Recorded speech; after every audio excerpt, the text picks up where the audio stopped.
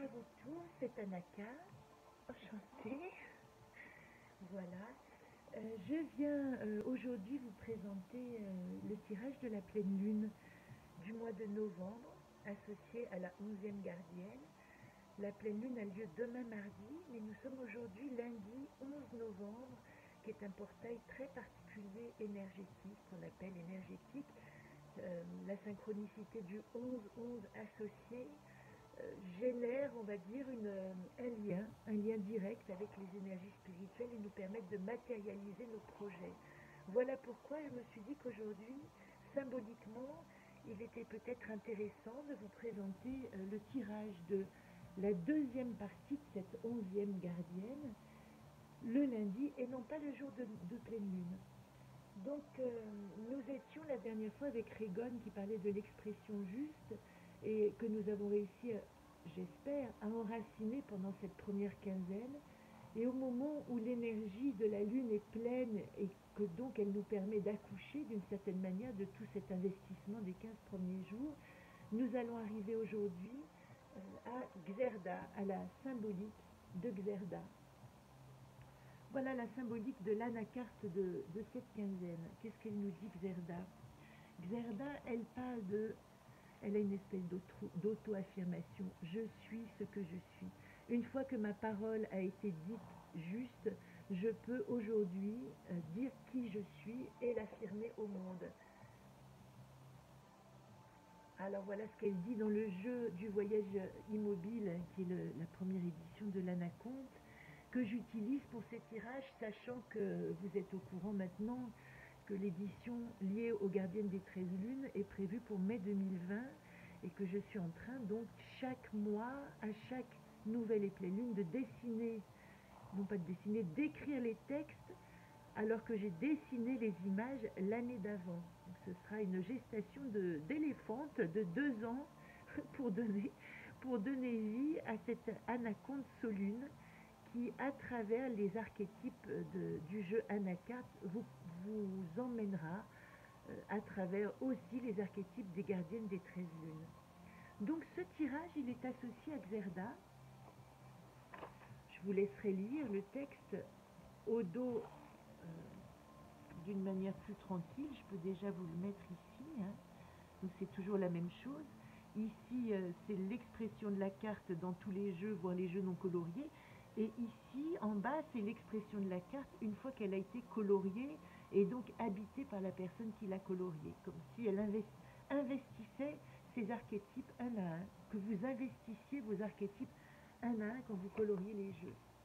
Donc je vais faire ce premier tirage, d'autant plus que c'est un jour très particulier aussi où notre amie Chantal, qui fait de la transgénéalogie et accueille les personnes en bas, exactement en dessous de cette pièce, nous permet de faire ce travail de fidélité familiale à reconnaître et à remettre à sa juste place pour vivre notre vie et non pas l'injonction de nos ancêtres.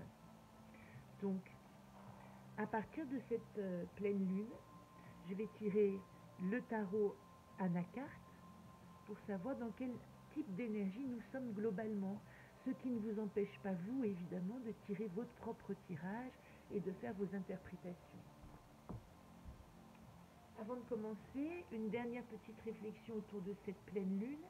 C'est donc une pleine lune qui est en taureau dans le signe solaire du scorpion. Donc quand vous voyez une roue astrologique, ce sont exactement les opposés complémentaires, on va dire, hein. Taureau à la vie, mise à la vie, et scorpion remuement des profondeurs. Ça veut dire que ce mois-ci, cette pleine lune, elle nous apporte une forme d'abondance de ce que nous avons nourri à l'intérieur. C'est une pleine lune gracieuse qui va nous permettre de vraiment vivre physiquement les intégrations que nous avons travaillées, expérimentées dans tout ce cycle lunaire de cette année qui nous a demandé beaucoup de remises en question.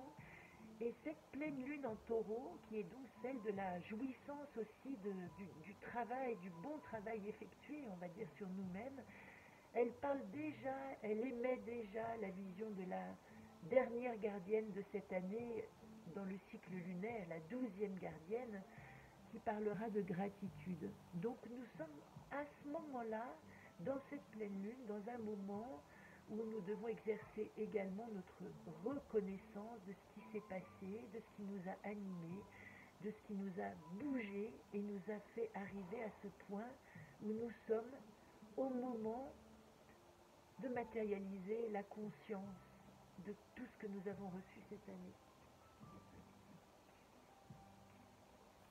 Alors je ne ferai pas les détails sur les signes, les lunes, les planètes, puisque vous avez pas mal de liens qui vous permettent de savoir où se situent les planètes. Je peux simplement donner une petite indication par rapport à ce Mercure rétrograde qui inquiète tout le monde, parce que Mercure rétrograde, c'est comme si la pensée, d'une certaine manière, la réflexion avait du mal à s'ancrer.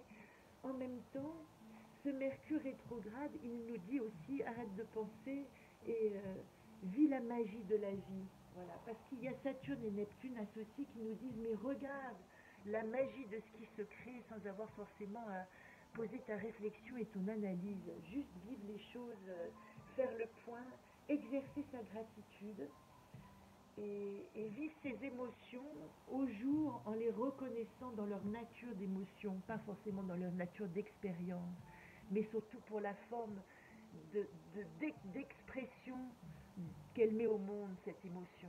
Ça veut dire qu'ici, il ne s'agit pas de vivre son émotion d'une manière totale, mais il s'agit d'une certaine manière de regarder cette émotion et de comprendre ce qu'elle a fait surgir en nous. L'émotion nous invite à un contact direct avec nos ressentis. Donc dans ce portail sacré du 11-11, je vais couper les cartes.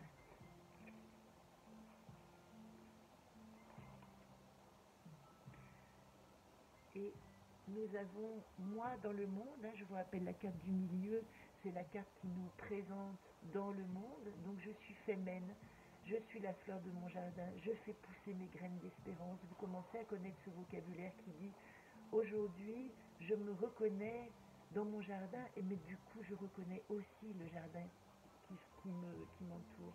Et vous voyez, elle parle ici, ce jardin, il parle d'enracinement.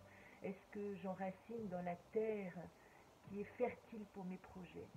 Est-ce que ma place, même sociologique, physique, au monde, ma généalogie, fait que je suis capable aujourd'hui de pousser dans cette terre d'ensemencement qui m'a été proposée?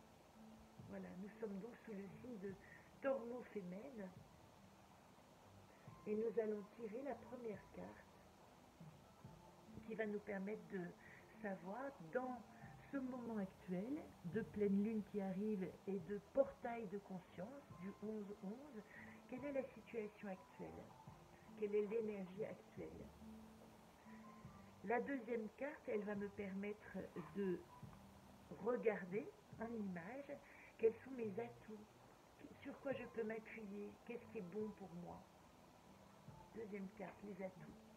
La troisième carte, elle va me permettre de regarder quel est le nœud de la question, quelle est la problématique, qu'est-ce que ça soulève ce mois-ci ou cette quinzaine que je peux mettre en avant et exercer. C'est une question. Et la quatrième carte, et nous allons continuer le tirage avec Chantal puisque dans 2 minutes elle va être disponible. La quatrième carte, je la tire ici, c'est la carte de la solution. Et je vous invite à regarder la vidéo suivante pour savoir quel est le jeu qui nous est proposé pendant cette quinzaine. Donc je vous dis à tout de suite, en lien et en direct, le deuxième tirage.